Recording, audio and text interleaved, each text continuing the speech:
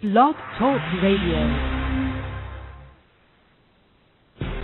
Hey sports fans, time to take your seat in the stands. For the next hour, it's A Kind Voice on Sports with your host, Demetrius Means. He'll have insights, interviews, and more. And now, your half-court, 50-yard line seat for sports, Demetrius Means.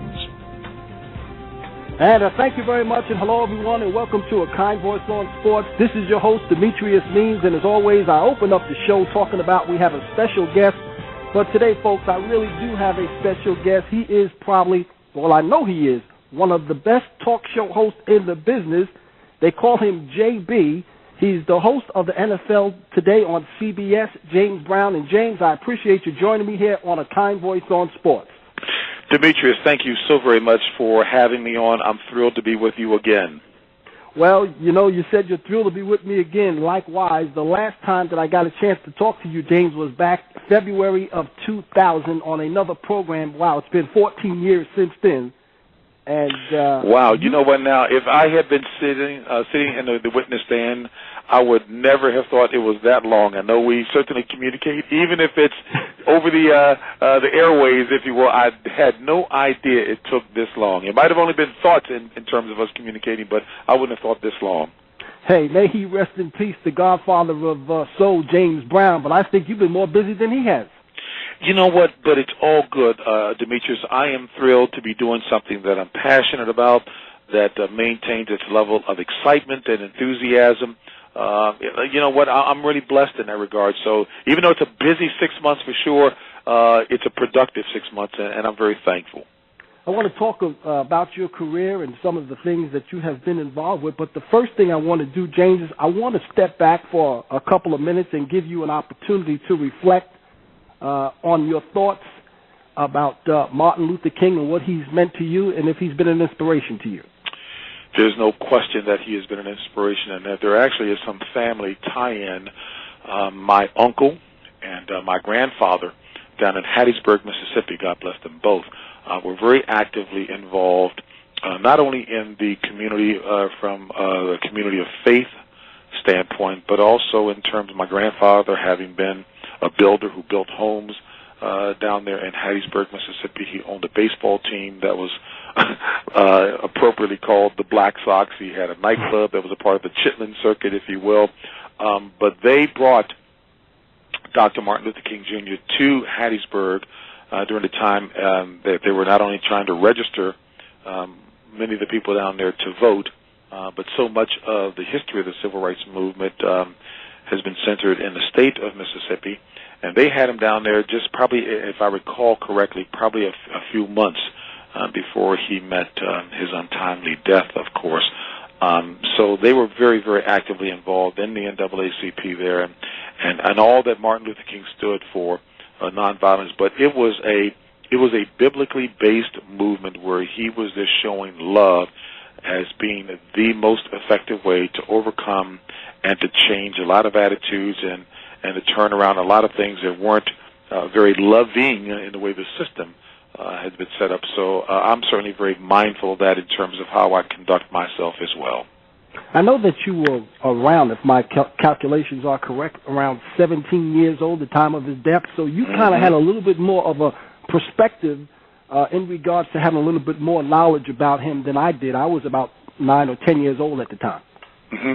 And it was a painful, and it is a painful recollection, because I remember coming home from a basketball tournament with my high school basketball coach and a number of all-stars from the Washington, D.C. area, and the city was cordoned off by the National Guard because of the riots that had taken place. But that just spoke to how hurt a generation of people were, black and white, that this would be the way that Dr. King would die when his movement was all about nonviolence. It was all about showing love. It was about love conquering all. It was about everyone being together to right a wrong, period, anywhere, and that it was going to take a diverse approach to doing that, and that's what he was all about. So it was very hurtful, a very tough remembrance, to say the least, but I choose to focus on all the things that he did where he sacrificed his life. He knew towards the end that he didn't have much more time, because he spoke to that when he says, I may not get there with you. And you could see the look of concern on his face, but he was propelled forward by the rightness, if you will, of what he was doing, and the fact that so many others agreed with it as well. Going back, it must have been at least 10 years ago that I can recall. It might have been a little bit more than 10, maybe 15. I remember a celebration was going on within the country about Dr. Martin Luther King, and I remember a couple of young African-American baseball players, Major League, when they were asked the question what he meant to them, the statement was, that was then, this is now. How much has Martin Luther King, the things that he's gone through and the things that he did for civil rights, helped you as a sportscaster with what you're doing today? And let me just ask you, I want to make sure I understand that as well, too. When the baseball players were asked, when they said that was then and this is now, do you understand what they were intending to say with that? Well, it was a negative connotation. In other words, they didn't recognize Martin Luther King, the doors that he helped open up for African Americans. You know what, and I'm so sorry to hear that, because I think from my personal standpoint that's being extremely short-sighted, very myopic in terms of the view on that, because that foundation was set there, which has enabled so many of us to be able to build upon that foundation and get opportunities.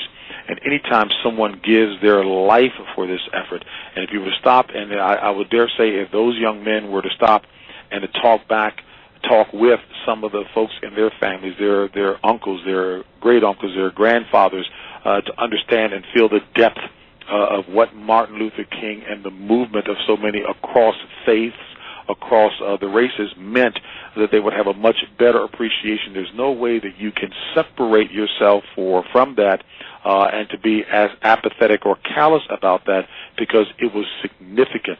And though things may not be as blatant as they were back then, there's still a number of things systemically, that are there that yet to be overcome. But the opportunities that we all have are as a result of people like Dr. Martin Luther King Jr., period. And I would hope that people would certainly revere what those who have come before us did. And he, Dr. King, just represented, hundreds of thousands of others who persevered, and many who gave their lives and suffered for that. So there ought to be a much more loving understanding and appreciation of that, period. And obviously, the work that he has done made many opportunities available to African Americans, and not just African Americans, but for many people. You graduated from Harvard in 1973. You got a degree in government. Why aren't you in Washington helping them out? I'm sure that there are many in my family who may still be asking that question all these many years later. And let me tie in my answer with that, because I know I didn't answer specifically your question about Dr. King's efforts and how that influenced what I'm doing in the world of sports broadcasting, and also augmenting that now with some responsibilities with CBS News. The bottom line is, I always want to, and this really ties in with what my mother and father, God bless them, instilled in us as well, and certainly from the foundation. And I don't run from this at all in terms of that faith foundation that is there, that I just try to make certain, Demetrius, that I pursue and give with excellence everything that I do. There are a number of things that certainly impacted that. You mentioned, why am I not in Washington or engaged? I had actually thought that I was going to be an attorney, and then at one point I thought maybe that I would become an entrepreneur as a businessman, with that degree as well. But it's interesting, because sports is so ingrained in me. I grew up playing team sports, specifically basketball. It afforded me a number of opportunities, and certainly an opportunity to use that as a springboard to get an excellent education at Harvard, and to be blessed to be recruited by so many schools. So I'm very thankful, but I think with that as well, too, that there's a responsibility to pursue with excellence all that you do. One, I recognize when I was an athlete, even more so, many athletes may say, well, hey, we're not role models, but I would respectfully disagree with that. They are role models, whether they want to be or not, because people in highly visible positions do influence so many others. So it is a responsibility. Whether they want it or not, the question is what kind of role model are they going to be, because young people will follow what they do, will try to speak like them and act like them, to emulate them. So it's important, I think, how you carry yourself, and that hopefully it will be as a productive, contributing member of society and using the God-given talent that you have for the good of the whole. So I try to make sure that every time out I'm doing it with excellence, thoroughly. I know one of the seminal moments for me was when I was cut by the Atlanta Hawks and didn't make the team, and I oftentimes reference that because when I looked myself in the mirror to understand why I didn't make it when I had absolutely the talent to be able to play professional basketball, which was my dream and my aim as a young person, I realized that I didn't work as hard to stay on top as I did to get to the top. And that influenced my work ethic, where I committed to myself that I would never, ever allow an opportunity that I wanted to pursue badly. I would not let it pass me by without being properly prepared to capitalize, to maximize on that opportunity. And that's kind of what's driven me ever since. So with being cut with the Atlanta Hawks, was that something that drives you to be the person that you are today? Oh, there's no question. Ever since that happened, that has certainly been a motivating factor. But I've matured and I've grown through all of those experiences as well, and understood that success really should be more viewed from my perspective as wanting to be a person of significance, and that was in aiding the community at large and doing anything I could to help contribute meaningfully to the upbuilding of God's kingdom. Because that one scripture in Matthew 16:26 really struck me. It says, "What would it, gain a person to what would it benefit a person to gain the whole world but to lose your soul?" And there's so many people that I know that I've met over the years who've been immense successes, whether it's in the movie industry in Hollywood, whether it's at to be a titan, the captain of a large corporation, whether it's a tremendous success in the classroom as an excellent teacher. But if, in fact, they are not doing what is necessary to be all that they can be and contributing to the community at large, you know what, and many of them just felt empty, then that just let me know that there's got to be more to it than that. Mm-hmm. Over 25 years in the broadcasting business as a sportscaster, always a guy who has always been humble, always have been, so to speak, the point guard to make other people look well, setting up the rest of your colleagues. How do you stay balanced, and how do you stay humble? I've got a wife who helps me to do that, because she could not be more, that doesn't bother her at all. Her thing is along the lines of that which I've been talking. So my wife certainly keeps me grounded, and I'm very blessed. The word says that he who finds a wife finds a good thing. Well, I've got an excellent thing, to say the least. And I've got 4 grandkids now, ages 6, 4, 2, and 5 months.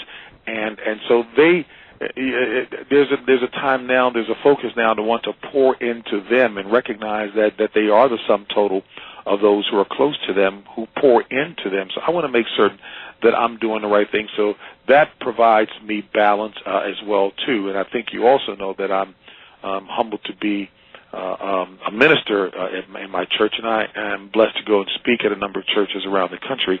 And I really enjoy that, because I see that as a way of pouring into people as well, too. So those pursuits allow me to stay balanced in terms of all that I'm doing, because I do know that you don't get it done by yourself. Having the experience of being involved in team sports and the way all of this plays out in terms of what I do in my job is that I recognize that I am a part of a team, and we can be successful if no one cares who gets the credit.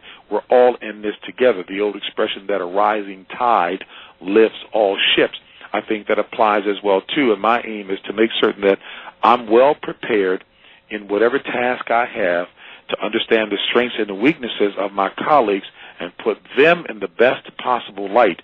And if I put them in the best possible light, then we will all benefit. Mm-hmm. Here at the Kind Voice on Sports, we like to promote programs and have people on who give back to the community, who are a voice for a community, and who are a voice for people. And you absolutely fit that bill. And you are a giver. Why is it important to give back? Because so many people have given to me. When I reflect over my life, and I think that will be the case with anyone, they will find so many people, and maybe even some key people, who poured into them. And many of those people really gauged how successful a life they've lived by the measure of what they've given to others to attain what their dreams are. And I've had that, and it starts with my mother and my father, who had high school degrees, high school educations, high school diploma, but I love to say that they had PhDs in common sense, PhDs in drive and determination, and wanting their children, their 5 children, to live a better life and to accomplish things that they were designed to do even more so than they did. So those are the prime examples that I've had. Now, I've had other people along the way to pour into me for sure. I'm blessed to be very good friends with Coach Tony Dungy, the Super Bowl winning coach formerly of the Indianapolis Colts. And he's been a wonderful, wonderful person who's poured into my life, and I pray likewise into him. But it starts with my mother and father, no question. You've had a wonderful career. 1985, 1986, college basketball analyst on CBS. 1987 to 1990, you did NBA sideline reporter for CBS. 1987, NFL on CBS play-by-play, and then 1990 to 2000, college basketball. Now, you went to Fox from 1994 up until 2006. And then you came back home to CBS. First of all, your stay at Fox was about 12 years. How was it at Fox in California? Loved it at Fox. Wonderful at Fox. They had brilliant, imaginative, and creative leadership there in the person of David Hill, who started the company, and his leadership team of Ed Gorin and George Greenberg and a number of other people, Scott Ackerson, who were all involved in putting together a wonderful foundation. John Madden used to tease because when it got started, Fox had just the NFL football, but yet the name of the company was Fox Sports, plural. John Madden says you ought to name it Fox Sports, period, because it was just football. But it was a wonderful experience. Everyone was totally committed to building something solid, again, under the leadership of David Hill, and to make an impact. And David Hill brought a fresh, out-of-the-box approach to it. The pregame show started every show that first year or two with little movies, little vignettes, with those of us involved with the pregame show playing off of something that might be popular at the time. And it was a creative way. They were going after a younger, fresher audience. And again, just an out-of-the-box thinking. David Hill also inspired his employees that while they're sitting at their desk, if they were playing video games during their lunch hour or came up with something that was creative, to feel free to offer that to leadership so that it could be considered. Out of that grew David Hill's attempt at making hockey more attractive to folks who did not grow up around hockey by using the glow puck, where the hockey puck would have an electronic glow on it, using technology to have the puck glow. It did not work. It was panned by those who grew up around the sport, but it was his attempt to make the sport more interesting to Americans who didn't grow up around hockey, because he found through research, many people say one of the toughest things for them in watching hockey was following the puck. So that was his attempt to do that. Some things didn't work. That which did work, he was the first to bring that continuous score and clock up in the corner of the screen when watching football. And many people pan that, but now everybody does that. So that was something they did, very innovative. So those are examples of what he brought to the table. And also being situated in Hollywood on the Fox movie lot just gave us kind of a different verve and different drive and excitement associated with it. So all of that worked well for us, and it was a wonderful experience. And that crew that I first worked with Jimmy Johnson and Terry Bradshaw and Howie Long, it was just an awesome, awesome start, very team-oriented, very unselfish, and, hey, look, they've been a juggernaut ever since. Well, now, you worked with Fox from 94 to 2006, the Fox NFL show. Now you're with CBS, NFL or CBS on Sports Today, and you have a new crew. You have Dan Marino, Shannon Sharp, Boomer Esiason, Bill Cowher. Is it competition between the Fox NFL network now?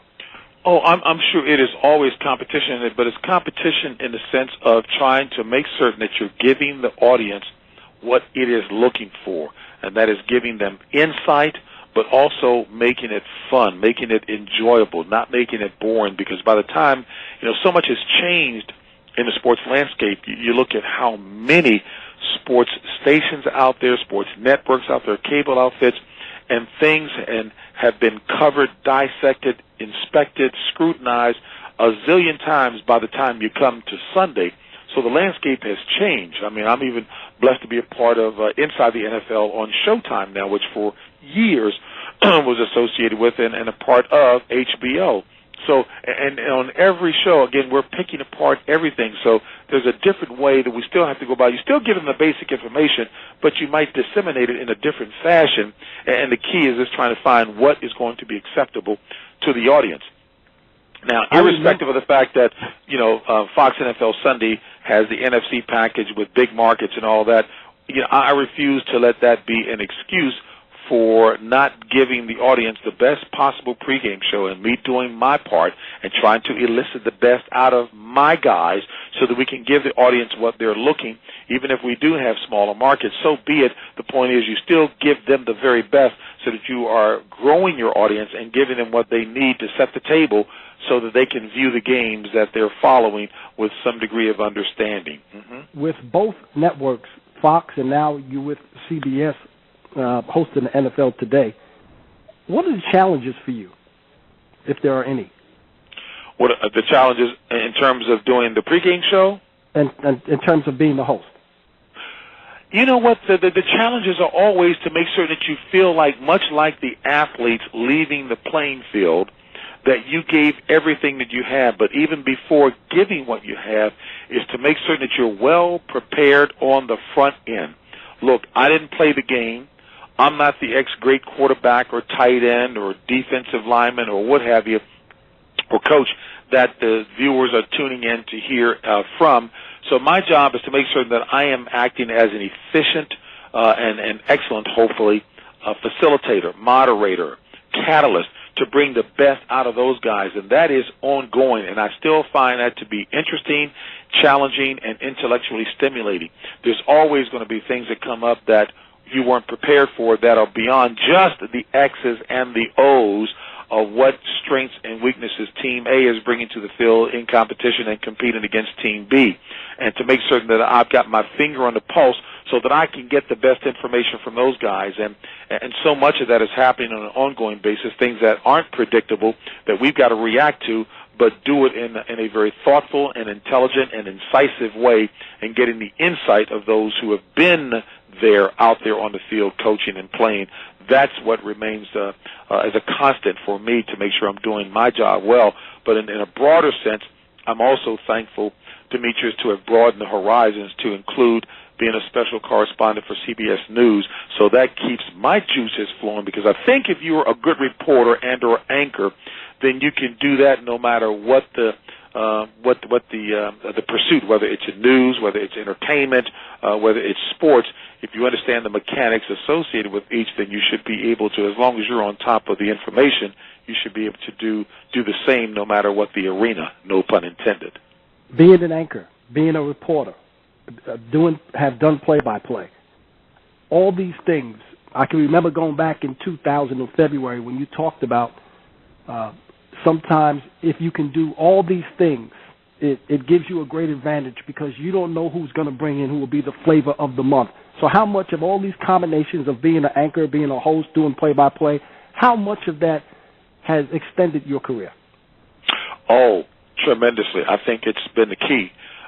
The best advice that I got when I got to the network, and I got to the network, CBS Sports specifically, because I was doing play-by-play and analysis work, both with the Washington Bullets here in D.C., then called the Washington Bullets.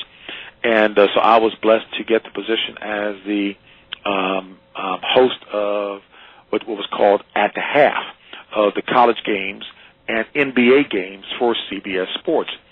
Hubie Brown was the lead analyst, but the point that was made to me was that, James, if you expect to enjoy any longevity in this business, because when the Magic Johnsons, the Larry Birds, the Dr. J's, the Michael Jordans, whoever the major stars are, when they retire, coming down the road, LeBron James, Kobe Bryant, Kevin Durant, whomever, when they retire, they will be the ones that the networks will go after to have a marquee, fresh, relevant face to build around to do the kind of job that you're doing as either as an analyst or even doing at the half.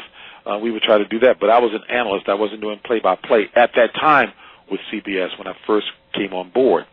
So my boss, the executive producer, Ted Shaker, said the best thing that you can do is to become versatile and well-rounded in covering all sports and to do it from an anchor, a reporter, and a play-by-play standpoint. And I took that advice to heart and started working on that so that I would have some utility. I would be versatile.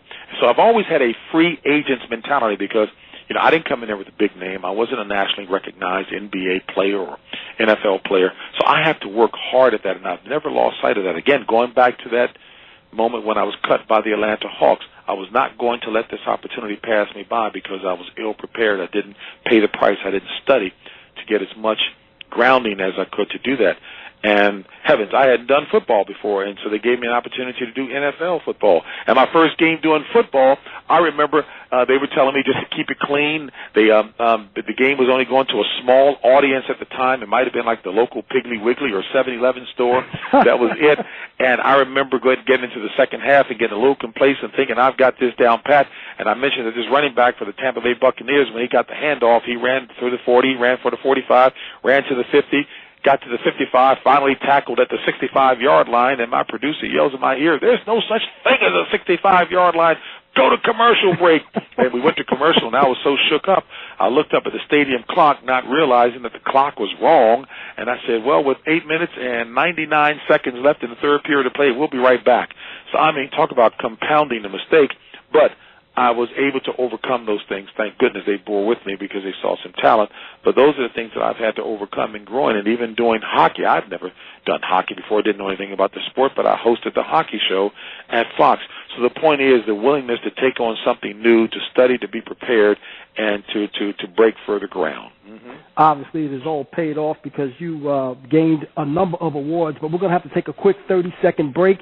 You're listening to A Kind Voice on Sports with your host, Demetrius Means. I am talking with James Brown, the host of the NFL Today on CBS. We'll take a 30-second break. We'll come back with more of James Brown right after we pause for the cause. A Kind Voice is a call-in line that lives upstream from depression hotlines. You don't need to be experiencing a crisis to call us. Our volunteers take calls on a book you read, a movie or game you saw, or just about anything you'd like to discuss.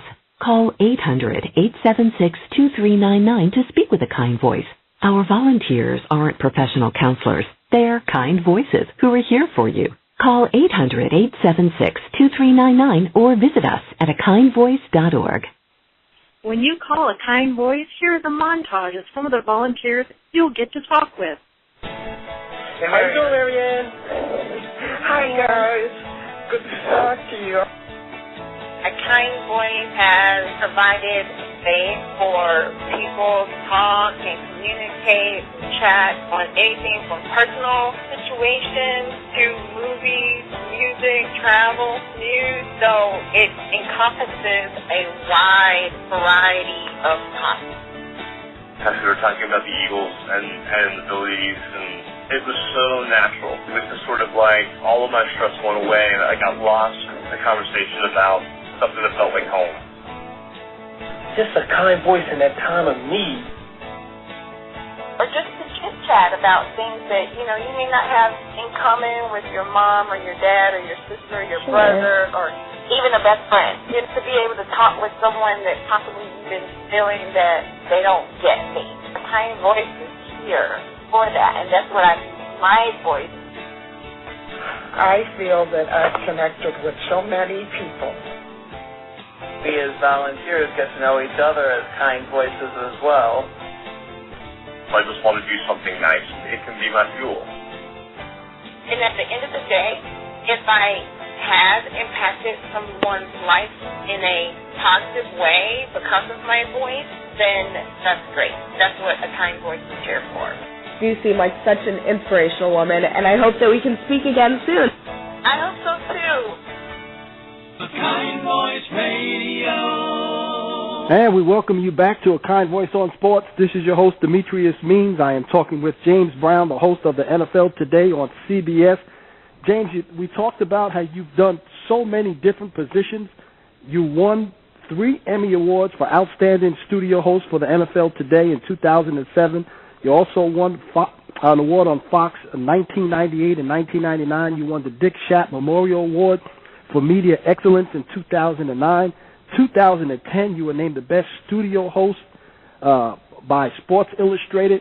With all of these awards that you won, obviously you have done a fantastic job. Which one means the most to you?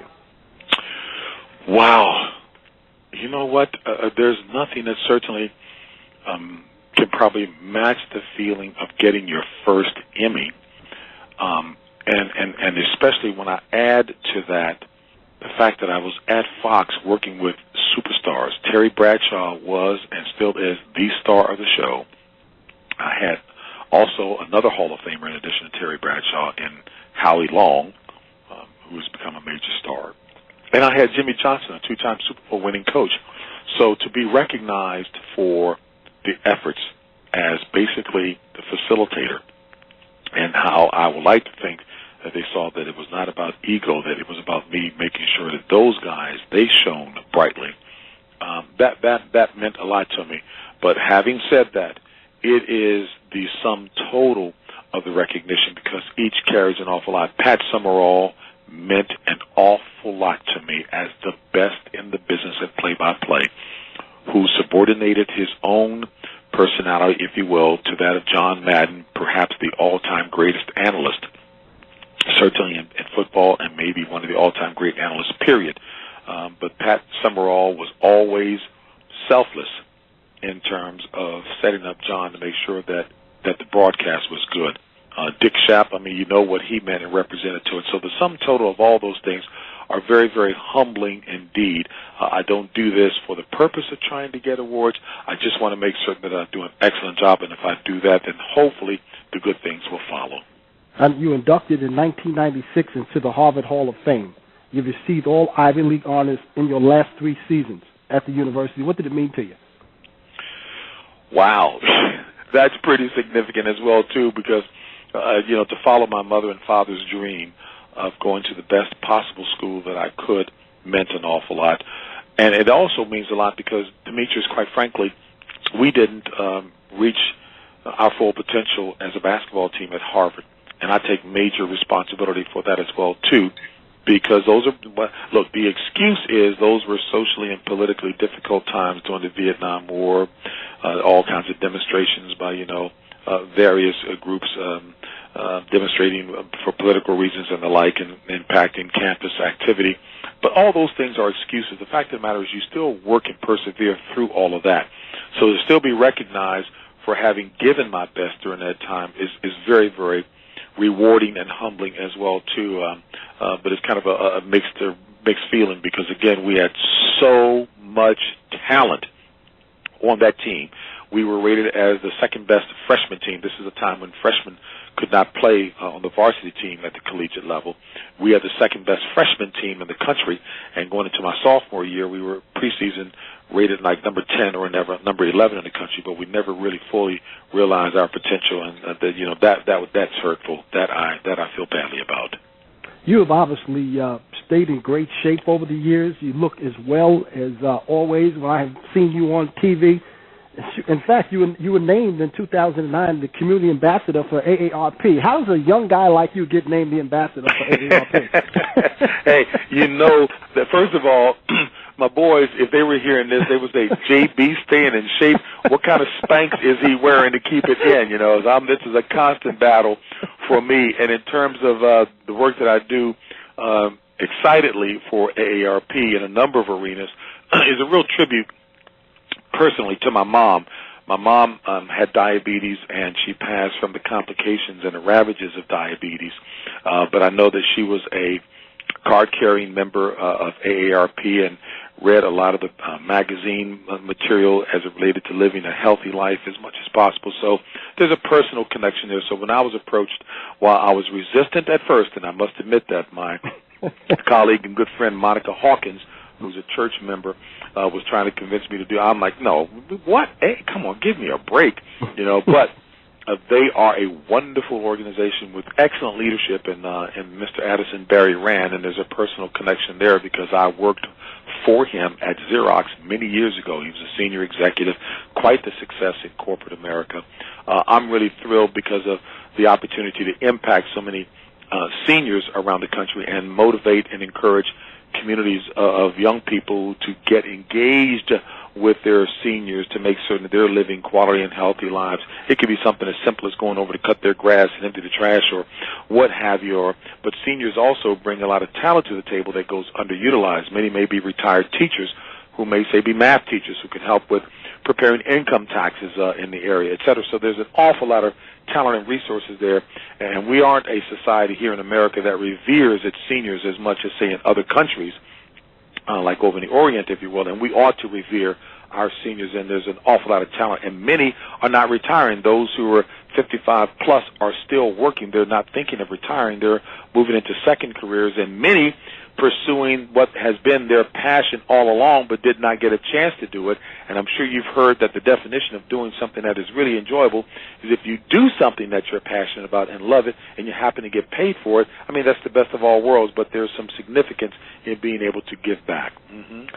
May 2006, you became a minority owner of the Washington Nationals baseball team. What has that experience been for you? What has that experience been like for you, especially knowing the fact that there aren't that many African Americans who own teams in professional sports?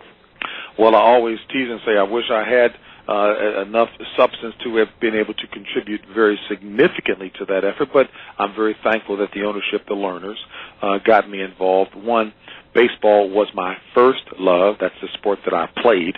I played CYO baseball, and as a result of hitting home runs during the playoffs, I got an opportunity to come to the attention of the great basketball coach Morgan Wootten at Dematha High School, who's in the Basketball Hall of Fame, and I wound up playing basketball and never picked up a baseball bat after that.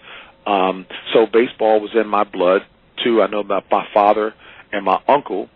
They wanted me to play baseball. They always thought that I was going to be a great pitcher. Three, the stadium is built, the Nationals Park is about 5 blocks from where I was born over in Southeast D.C. 5, I know there's a move afoot to try to get minorities more interested again in baseball, so certainly given my passion and love for it, I didn't have a problem with that at all.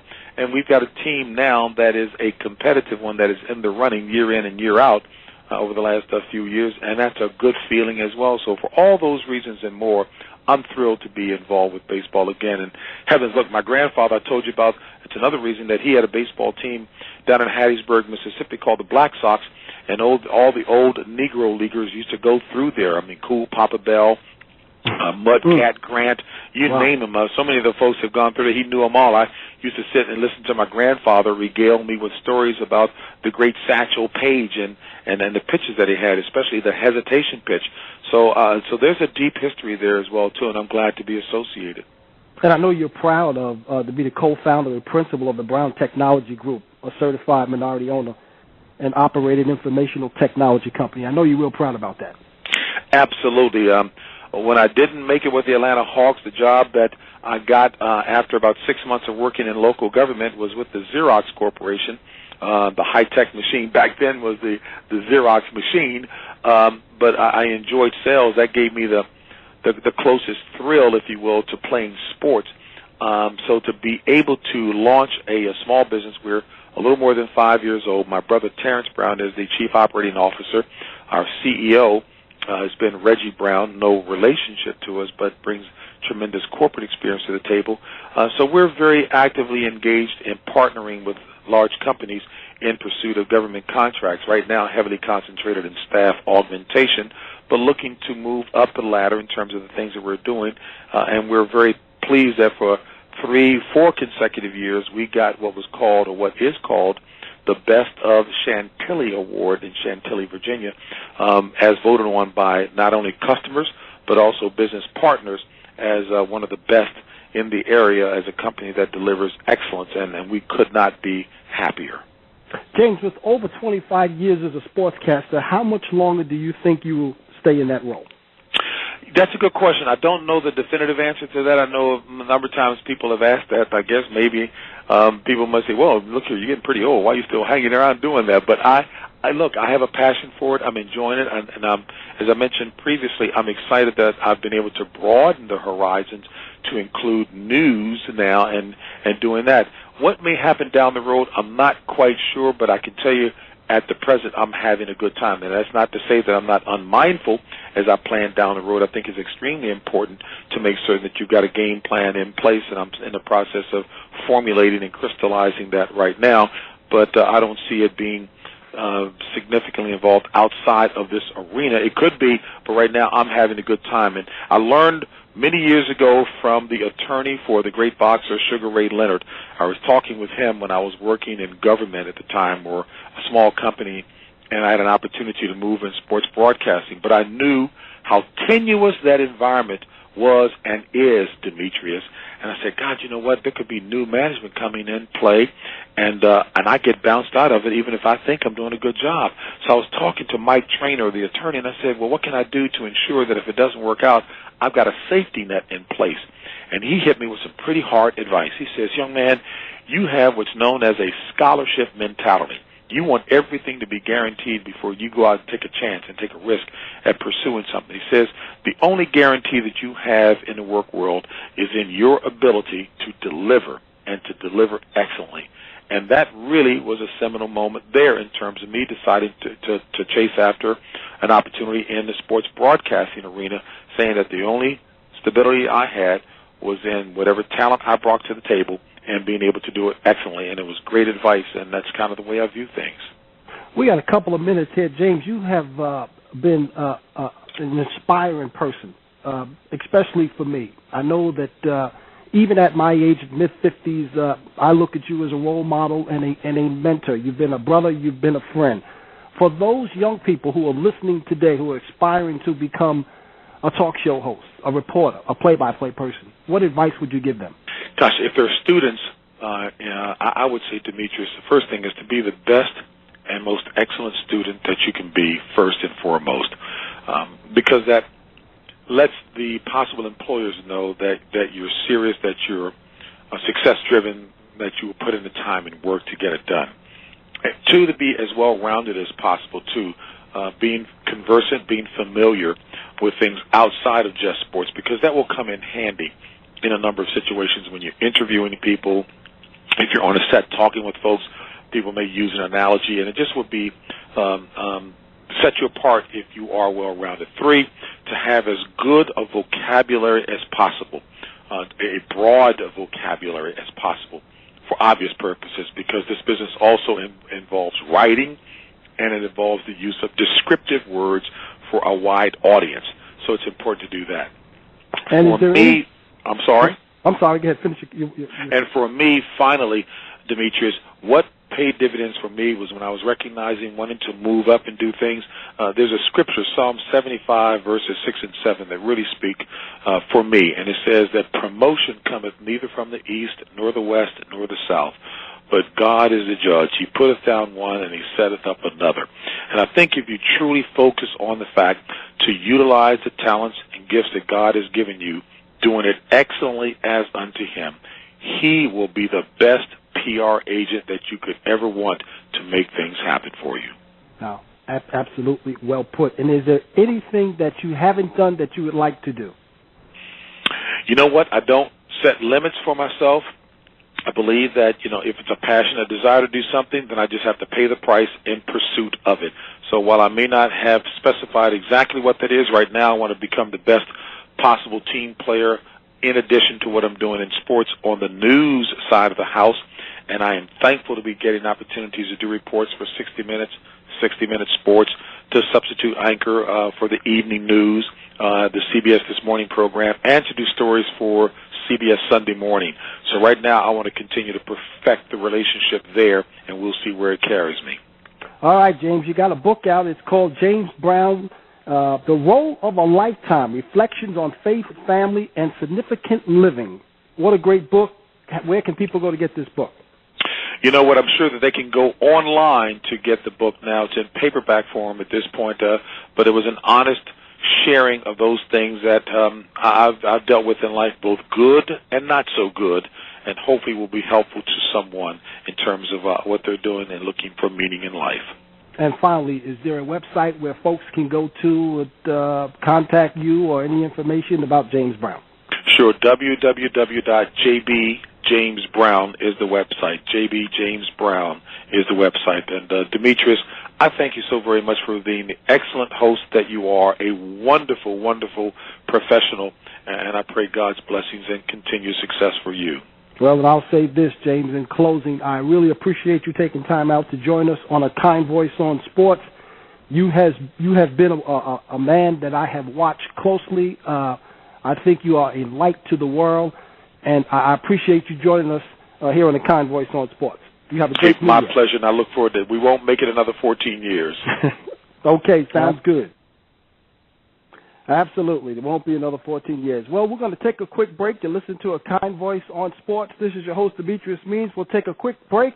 We'll come back with more right after this short timeout.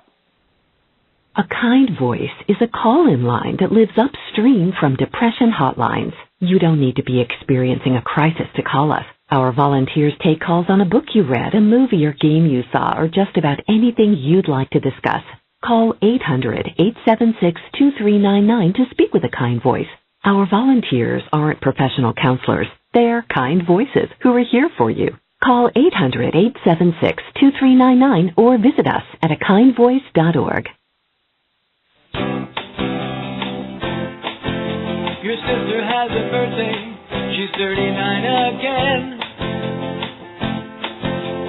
Get her something special. You know she's your best friend. Your father is retiring after all these years. Show him just how proud you are in front of all his peers. Let us write you a song.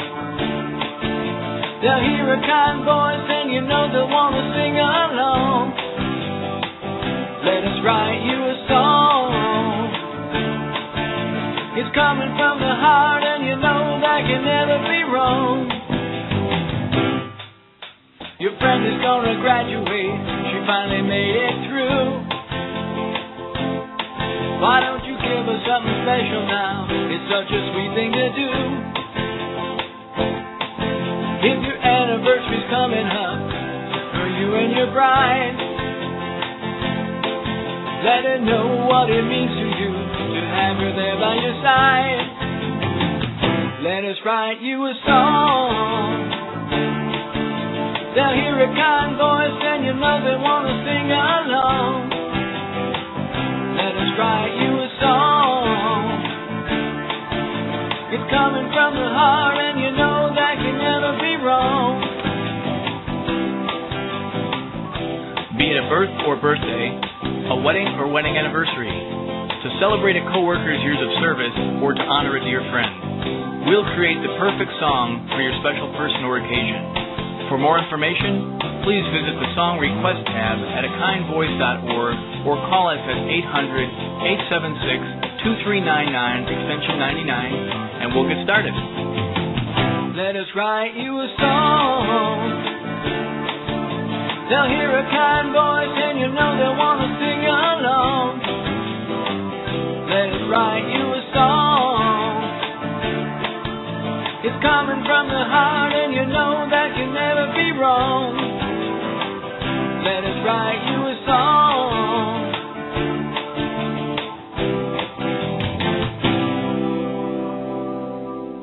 A Kind Voice Radio.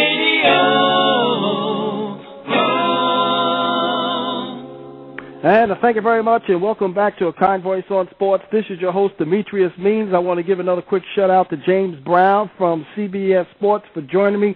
James Brown, once again, the host of the NFL Today on CBS. I know we have a phone call. We'll take that call in just a moment. I am joined by the founder and program director of A Kind Voice on Sports. I know he's got a couple of questions, Mr. Dave Levins. And, Dave, come on and roll with it. Hey, Demetrius. Man, that was a wonderful interview. Getting a kind voice of that magnitude on the Kind Voice Radio and the wonderful job you did. Thank you so much. I appreciate it. Oh, well, thank you. James Brown is the type of guy that you want on your shows. He is definitely a man with a kind voice. He does so many things in the community.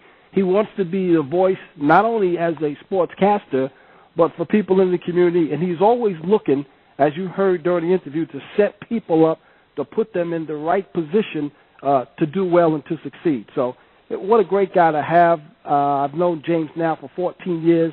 Our relationship continues to grow, and what a pleasure it was to have him on the show, Dave. How has he inspired you personally? Well, first of all, you don't see that many African Americans prime time on TV. And he has been a guy who I've always liked because he's always been very professional. He handles his business very well, and I love the way he sets people up. Oftentimes when you're in certain positions, like in a host position, some people would think that it's all about them. With James Brown, it's never about him. He is always looking to set people up, put them in the right positions to shine. And you know what? Even though he does that, he still manages to shine because that's the professional he is. So, I've been in radio now for 17 years as a talk show host and a basketball analyst, but every day I'm learning, and he's a guy that just inspires me because not only he does well on TV, but he's a guy with great character, even when he's not in the studio. That really comes through on television. His character comes right out of the television. What do you see as some of the highlights of the things that he shared with us today? Well, of course, first and foremost, about setting people up to make people look good. I mean, you can't say that enough. That's what a kind voice is about. We want to be a voice for people. This show, the sports show that I do here, is not just for your typical athlete. It's not just about talking about somebody's accolades. It's about also how you give back and how you're being a voice in the community and also in what you're doing. So from that aspect, he's a role model. And I mentioned that during the interview. He's a role model. And, I'm very fond of him. He's been a good friend over the years. We may not have gotten together as much as I would like because of his schedule. You know what? It all works out in the end. So he's one of the best in the business.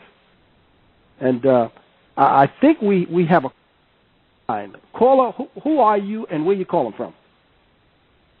Hey, Demetrius, this is Phil. I'm calling from Wake, Virginia, out in Middlesex Phil, how County. are you?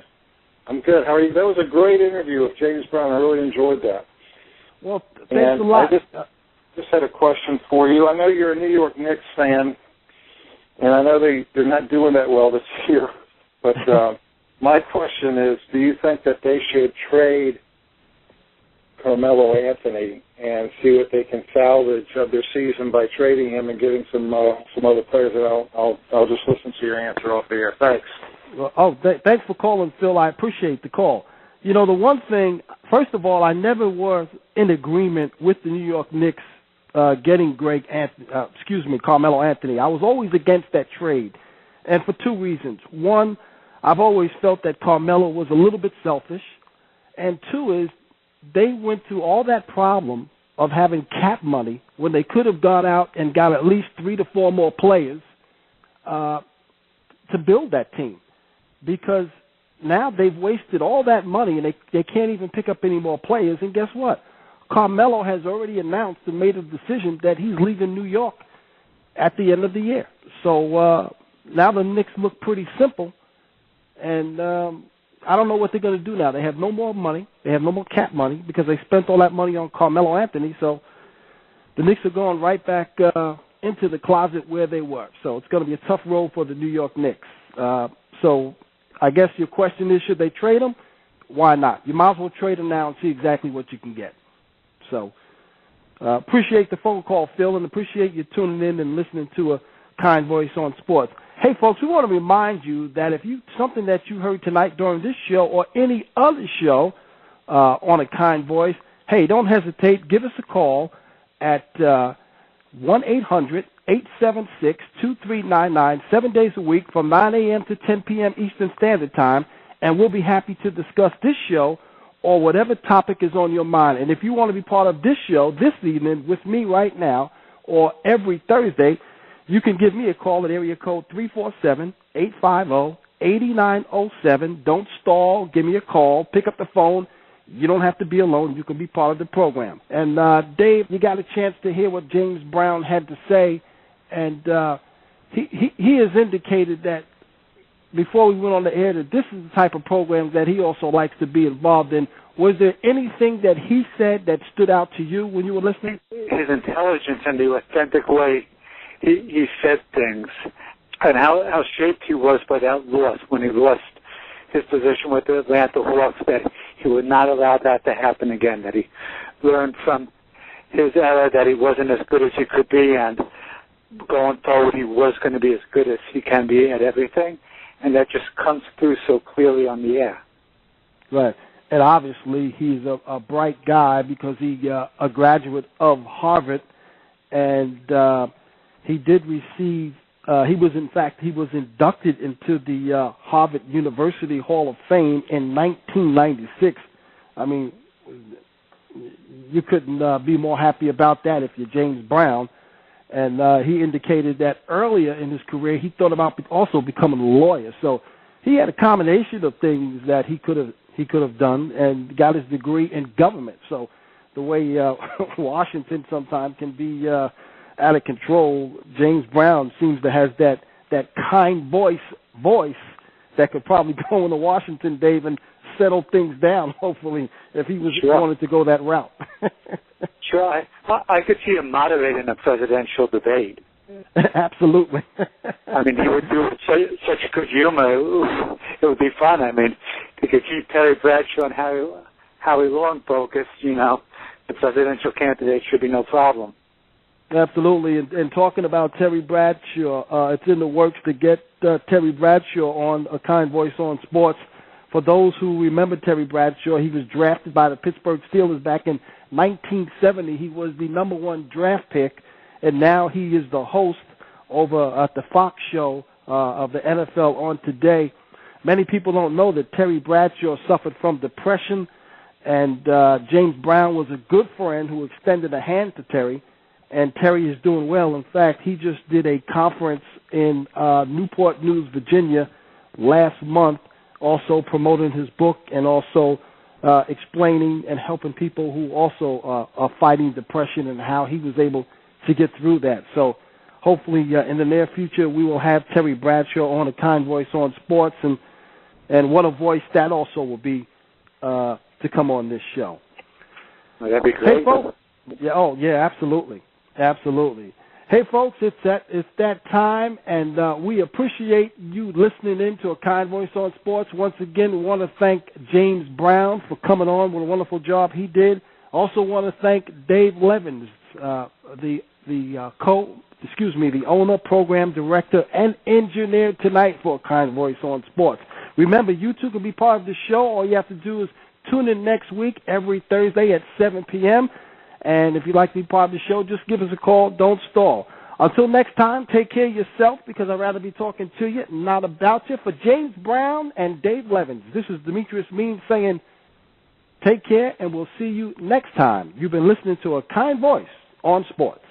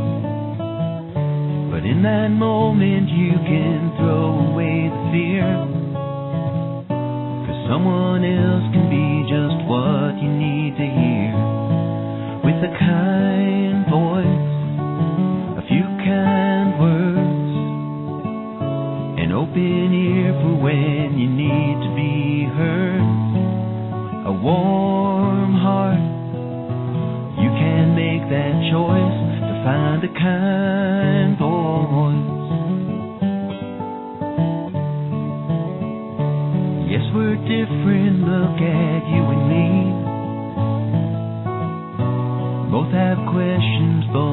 answers, both have needs.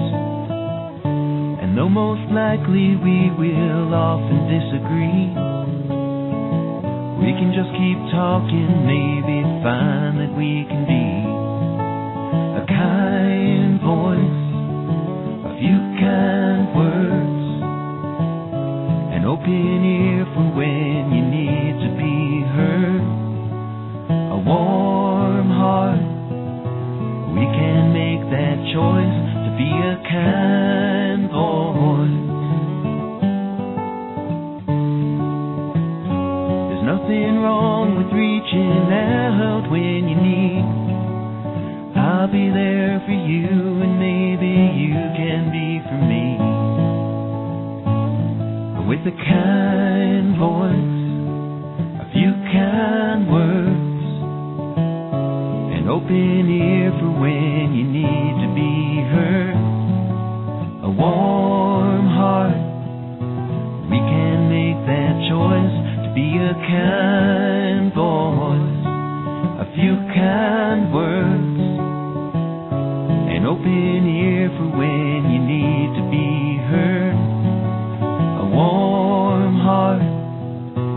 We can make that choice to be a kind